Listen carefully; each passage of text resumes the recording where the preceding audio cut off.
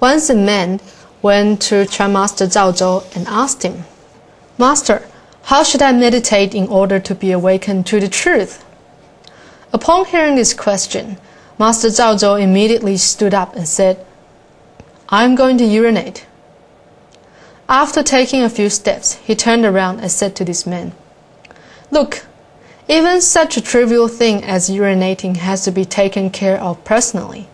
No one else can do it for me."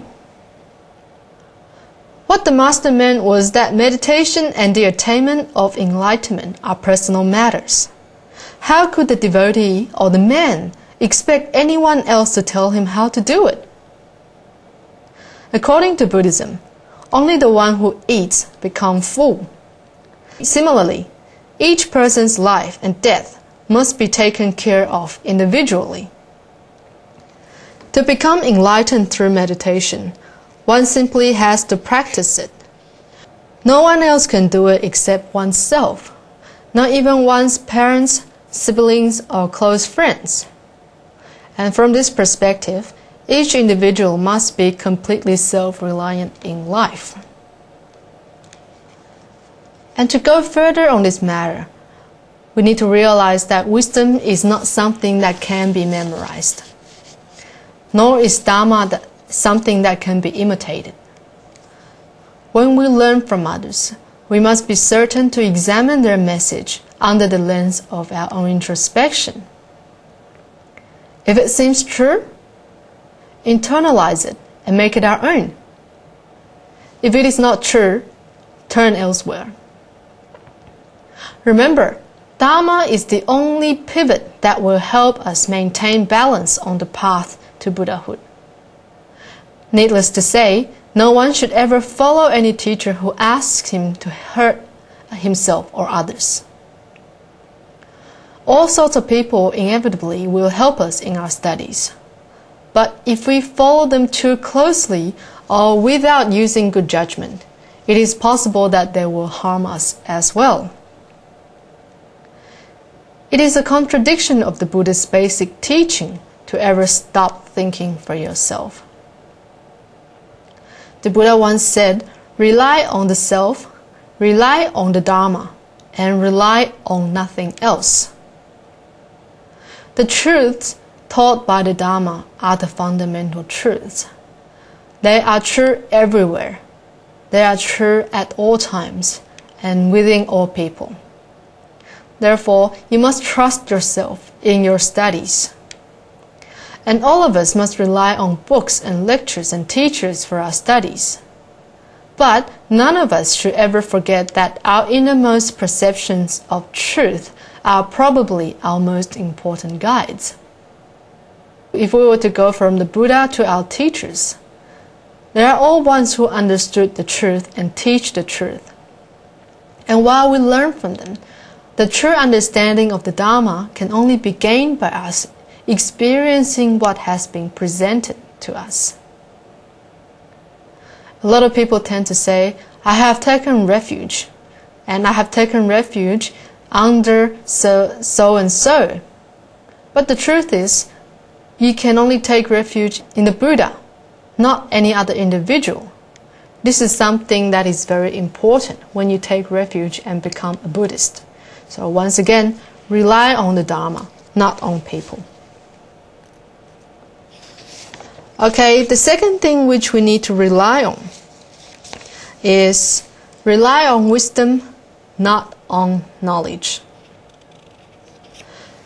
The Dharma which the Buddha taught us is the wisdom that already lies within us. This is also the core of the Buddha's teachings. Therefore, when we study the Dharma, we must be aware of this inherent wisdom.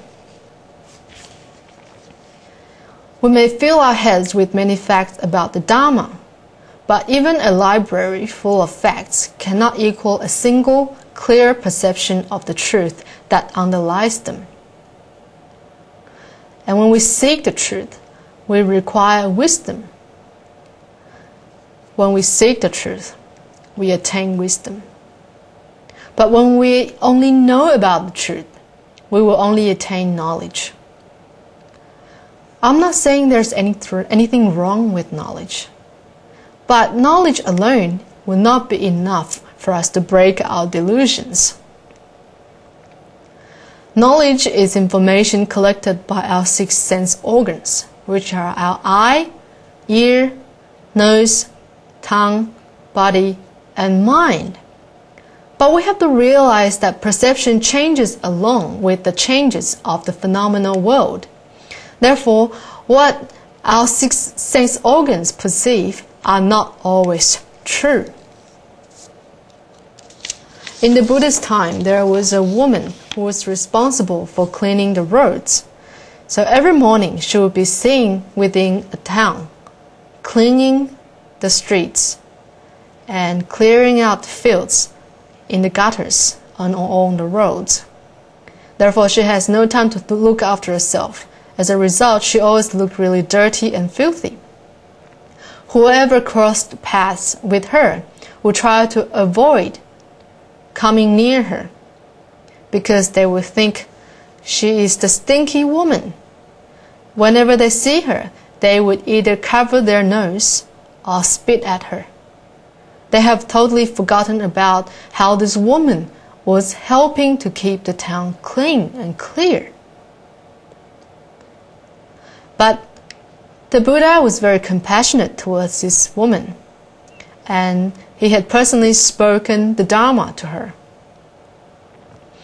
He personally extended his invitation for this woman to go to a place where he can teach her the Dharma. And when people heard of the news that the Buddha was going to speak the Dharma personally to the stinky woman, they were all very curious and started moving towards the place to take a look. As they crossed a river, they saw a ray of light that was so bright they could barely open their eyes. And amidst this light was a woman washing her clothes. Nevertheless, they continued their path to the mountain, and then they asked the Buddha, "Dear Buddha, you always speak words of purity and cleanliness. Why are you speaking to the stinky woman in town?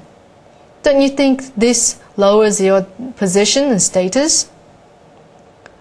The Buddha asked him, "On your way here, did you see a woman washing her clothes by the river?" And they said, "Yes, she was radiating some kind of light." The Buddha said to them, "That woman turns out to be the stinky woman you were talking about. She cleans the town for you, she keeps everything clear and beautiful for you, yet you complain about how filthy she is." Whether a person is pure or filthy is not decided on how clean she is on the outside. What's more important is that you maintain a heart of purity. As she continues to clear and clean the town for you, she already has a pure mind. For you to complain about how filthy she is means that your mind are still quite impure. Then it is useless to have a noble physical outer appearance. From this, we will see how important it is to maintain a right state of mind instead of just relying on the information that is sent to us through our 6 organs. Just as the Vimalakirtinadesha Sutra says, a pure mind sees its environment as pure. True purity is the purity of the mind. Even if an impure mind is accompanied by a beautiful appearance, it still isn't worth other people's praise. Once there was a Chan master from Korea who suddenly started bringing a woman back into his room every day. And he would shut the door of his room and then eat and live with the woman. And his disciple, being so afraid of letting other people know, always stood outside the door and told people that the master is busy should they come to visit or find him. But this situation bothered him very much. Therefore, he decided to ask his master what was going on. Therefore, he knocked on the door and then entered the room. As soon as he entered his master's dormitory, he saw the woman with long hair lying on his master's bed, with his master touching her back. This made the disciple very angry and said, "How dare you do that? How do you call yourself a teacher? How do you live up to the expectations of your devotees?" But the child master remained calm and replied, "In what way am I not worthy of other people's respect?" The disciple pointed at the woman and said, "Take a look." And then the master also said, "Take a look." So what the disciple saw was a woman with almost no face. Why? Because she was suffering from epilepsy, so that almost all of her face was deformed. As he took a few steps backwards, the master pulled out a jar of medicine and said, "Then you do it." This made the disciple realize that what the master was doing was helping to apply medicine to this woman who was suffering from illness. Therefore, he got on his knees and begged for his master's forgiveness. In a lot of times, we tend to rely a lot on what we see or hear personally and believe that it is the true goodness or badness just because we have seen it or hear it. But the truth is, a lot of cases, we have not really known the real happenings, and we are simply blinded by our sixth sense organs. In a way, they are something that makes us ignorant and unaware of the real truths. The same goes to the Dharma. It is a mirror that reflects our own inherent wisdom. So our wisdom itself can be a mirror that reflects the events of our lives. If you hold this mirror of wisdom up to the world, you will begin to see things as they really are, not as your defilements tell you they are. With the deep wisdom of our inner minds, we can see life as it truly is. We all must study the Dharma and learn the intricacies of the Buddha's teachings. But as we learn each new fact, we must also be sure to absorb it into ourselves. For when we absorb the Buddha's teachings deeply, that wisdom which is inherent in all conscious life will begin to awaken itself.